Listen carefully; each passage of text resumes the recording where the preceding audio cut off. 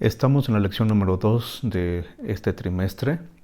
Este trimestre, tú lo sabes bien, estamos hablando acerca del tema del pacto. En esta ocasión comenzamos diciendo entonces que es clave, es muy importante recordar que el concepto de pacto está íntimamente relacionado con el concepto de relación. Si hablamos de un pacto entre Dios y sus hijos, entre Dios y sus criaturas, estamos hablando del deseo de Dios de relacionarse con sus criaturas, de ese deseo que aún interviniendo o estorbando el pecado, Dios quiere seguir teniendo esa relación con sus hijos, con sus criaturas. Él no ha renunciado a ese deseo de tener esa convivencia con nosotros. Por supuesto, no es lo mismo desear y ejercer esa relación en el momento en donde todo era perfecto, al principio, como lo describe Génesis, que tener que llevar a cabo esa relación, procurar esa relación en el momento en que ya entra el pecado. Por eso la lección de esta semana nos permite ver a manera de bosquejo, a manera de una promesa, digamos, del autor o de los autores de la lección, cómo es que a lo largo del trimestre, en diferentes sábados, estaremos hablando de Noé, de Abraham, de Moisés.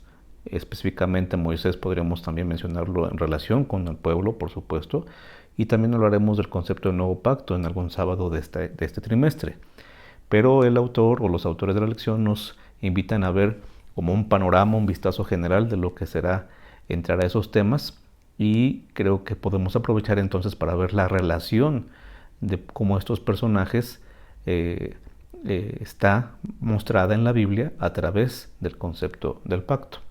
Permíteme entonces proponerte que cuando la Biblia habla del pacto con Noé, y te voy a leer el texto, Génesis 6:18, mas estableceré mi pacto contigo y entrarás en el arca tú, tus hijos, tu mujer y las mujeres de tus hijos contigo. Cuando Dios dice esto a Noé, realmente Él está no haciendo un pacto, sino confirmando un pacto. Esto lo veremos mejor la próxima semana cuando veamos el concepto del pacto específicamente con Noé. Pero Génesis 3:15 ya nos había hablado de un Dios que salva, un Dios que quiere rescatar esa relación que se rompió o restaurar esa relación que se rompió con Adán y con Eva. Cuando llega el momento de hablar con Noé, Él lo hace para decirle, estableceré mi pacto. ¿Por qué es confirmar y no hacer un pacto en este caso? Hay dos razones. La expresión hacer un pacto se menciona por lo menos 80 veces en el Antiguo Testamento, pero en el caso de Génesis 6:18, el caso de Noé, no se usa la misma expresión, no se dice hacer un pacto, se usa confirmar un pacto.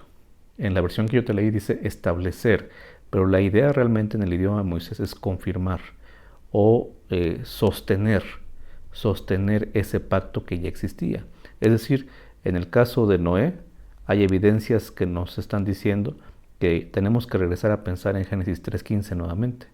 Cuando Noé es llamado a hacer pacto con Dios, lo que le está diciendo es voy a confirmar algo que ya existía. Y ahorita lo veremos con mayor atención. Abraham sucederá lo mismo.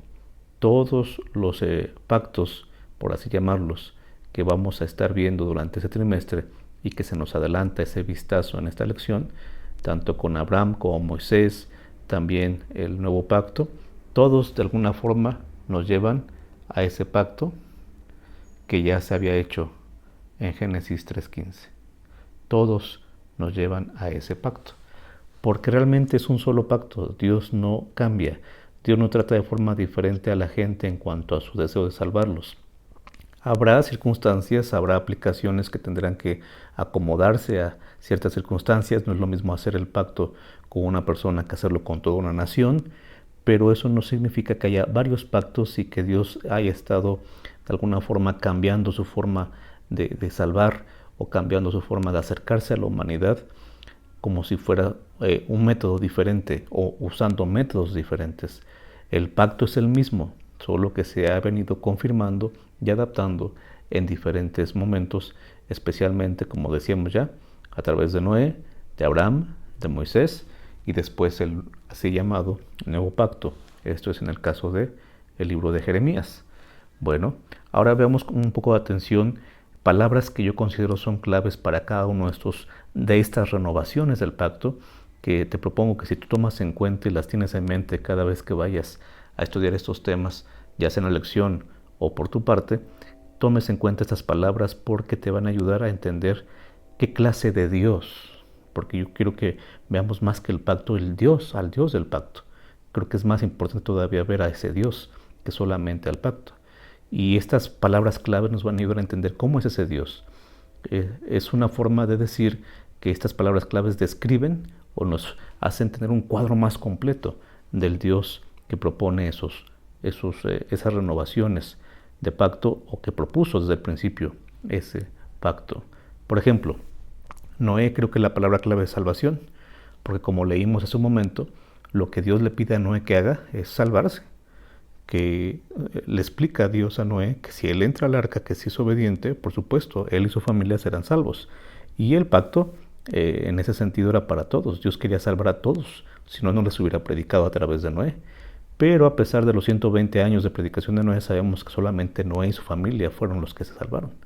Así que la palabra clave, que por supuesto también tiene que ver con Génesis 3:15, esa declaración de la enemistad con la serpiente y al fin de cuentas la salvación del ser humano a pesar del pecado, bueno, ahora la salvación no solo es del pecado, sino que también es una salvación literal de una inundación, de un diluvio, de la muerte que vendría a través de esa destrucción por agua. Así que la palabra clave es salvación.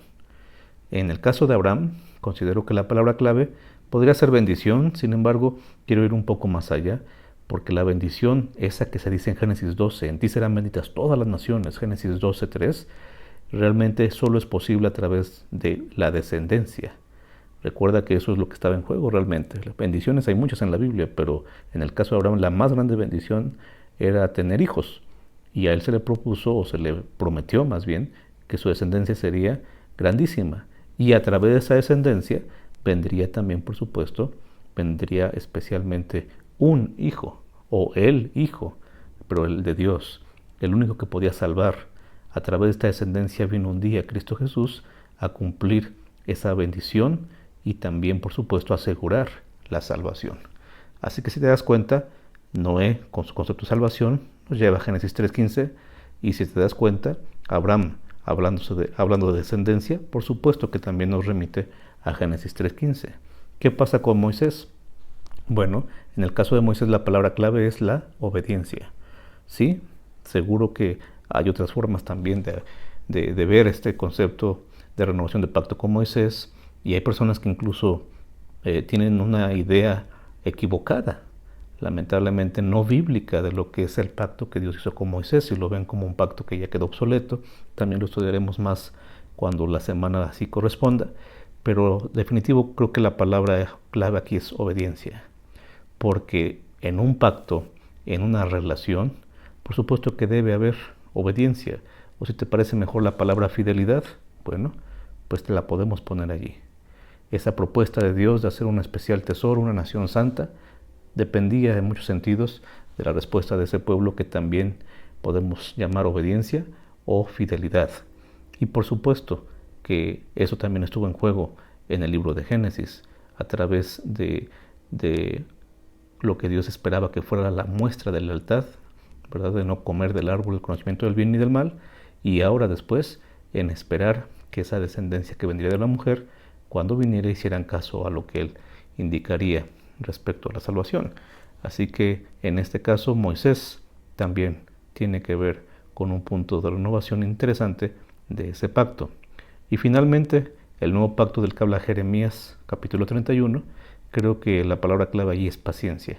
¿Sí? La paciencia de Dios, porque tomando en cuenta la rebeldía del pueblo, todas las oportunidades desperdiciadas del pueblo, solamente podemos aceptar o entender que Dios, por su paciencia, estuvo dispuesto a decirle a ese pueblo: quiero de todos modos renovar un pacto contigo.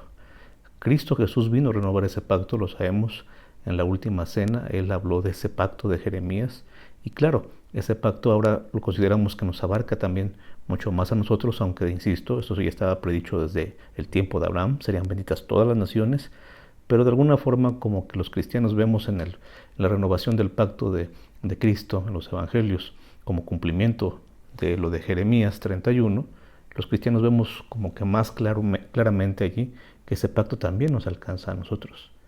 Pero la paciencia de Dios es grande porque no solamente le ha tenido paciencia a ese pueblo que originalmente recibió la promesa, originalmente recibió las bendiciones y ser el instrumento para compartir este concepto a los demás, sino también ahora la paciencia con nosotros, que cuando hemos hecho pacto con Dios, y yo creo que la mayoría, si no es que todos los que estamos escuchando esta reflexión, estamos también en ese pacto, hemos establecido un pacto con Dios, incluso a través del bautismo, pero tú y yo bien sabemos que no siempre hemos sido fieles y Dios sigue teniendo, de todos modos, paciencia con nosotros.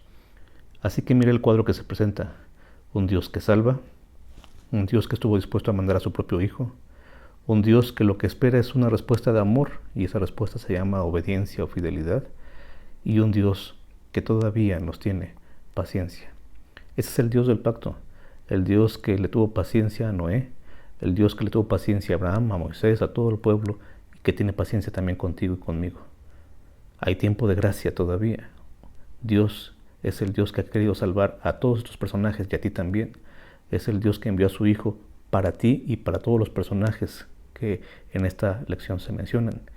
Pero también es el Dios que esperó de Noé y de ti y de mí la obediencia, la fidelidad que viene del amor. De eso tratan las relaciones, de perdonar, de tener paciencia, de intentar en este caso, en el caso de Dios hacia nosotros, salvarnos y también, por supuesto, de ser bendición a través de la descendencia. Hay tanto que Dios nos quiso enseñar con esto que obviamente podremos seguir hablando de estos conceptos, pero por lo menos resumamos diciendo que el Dios que salva, el Dios que envía a su Hijo, el Dios que espera tu fidelidad y el Dios que te tiene paciencia, es el Dios que esta semana nuevamente nos ha vuelto a decir que nos invita a mantenernos en relación con Él. No despreciemos la oportunidad, acerquémonos constantemente a ese Dios.